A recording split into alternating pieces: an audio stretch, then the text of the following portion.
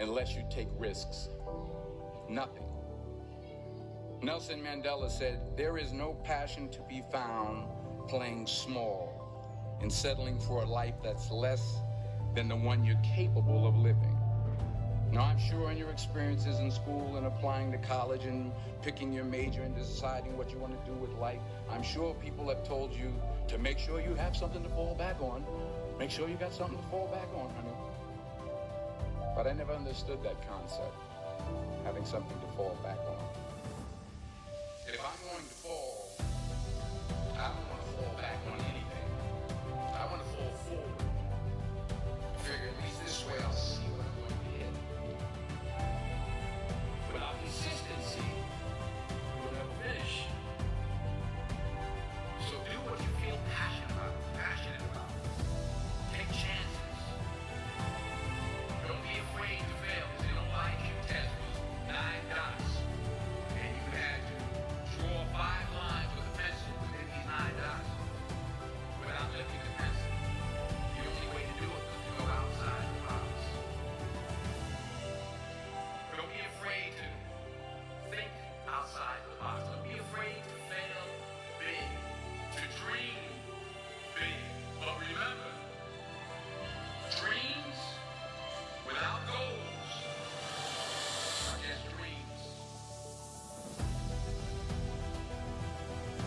Reggie Jackson struck out 2,600 times in his career, the most in the history of baseball.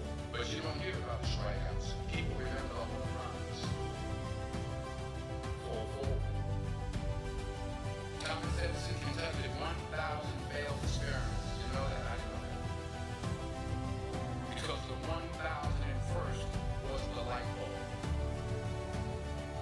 4-4. Every failed experiment is one step closer to success. You've got to take risks, and I'm sure you've probably heard that before, but I want to talk to you about why that's so important.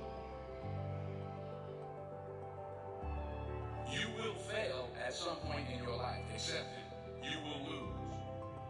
You will embarrass yourself. You will suck at something. There's no doubt about it. And I know that's probably not a traditional message for a graduation ceremony, but hey, I'm telling you, embrace it, because it's inevitable.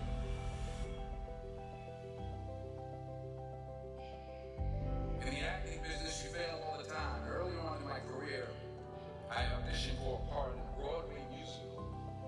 Perfect role for me, I thought, except for the fact that I can't sing. I didn't get the job. But here's the thing. I didn't quit. I didn't fall back. I walked out of there to prepare for the next audition, and the next audition, and the next audition. I prayed. I prayed. And I prayed. But I continued to fail. And fail. But it didn't matter, because you know what? There's an old saying. You hang around the barbershop long enough, sooner or later you're going to get a haircut. So you will catch a break. I did catch a break. Last year, I did a play called Denzel on Broadway. But here's the kicker. It was at the Court Theater. It was at the same year that I failed that first audition 30 years prior. The point is, every graduate here today has the training and the talent to succeed. But do you have the guts to fail? If you don't fail, you're not even trying. I'll say it again. If you don't fail, you're not even trying. To get something you never had, you have to do something you never did. So imagine you're on your deathbed, and standing around your deathbed are the ghosts representing your unfulfilled potential. The ghosts of the ideas you never acted on. The ghosts of the talents you didn't use.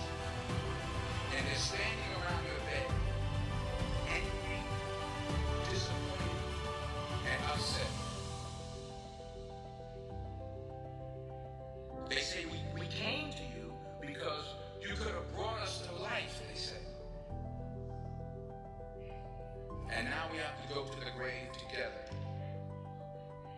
So I ask you today, how many ghosts are going to be around your bed when your time comes?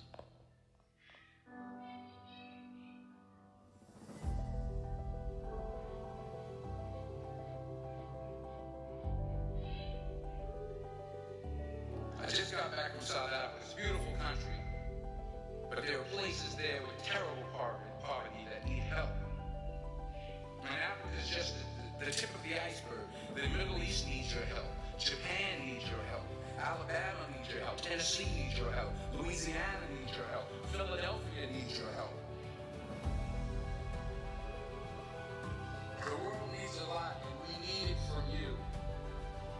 We really do. We need it from you young people. I mean, I'm not speaking for the rest of us up here, but I know I'm getting a little greater.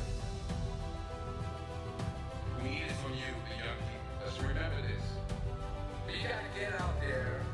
You got to give it everything you got, whether it's your time, your talent, your prayers, or your treasures. What are you going to do with what you have? I'm not talking about how much you have.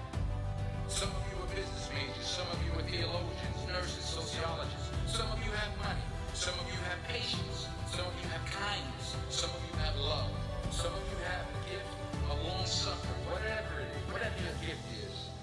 What are you going to do with what you have? All right, now here's my last point about failure. Sometimes it's the best way to figure out where you're going. Your life will never be a straight path. I began at Fordham University as a pre-med student. I took a course called cardiac morphogenesis. I couldn't read it, I couldn't say it, I sure couldn't pass it. So then I decided to go into pre-law, then journalism, and with no academic focus, my grades took off in their own direction. I was a 1.8 GPA, and the university very politely suggested that it might be better to take some time off.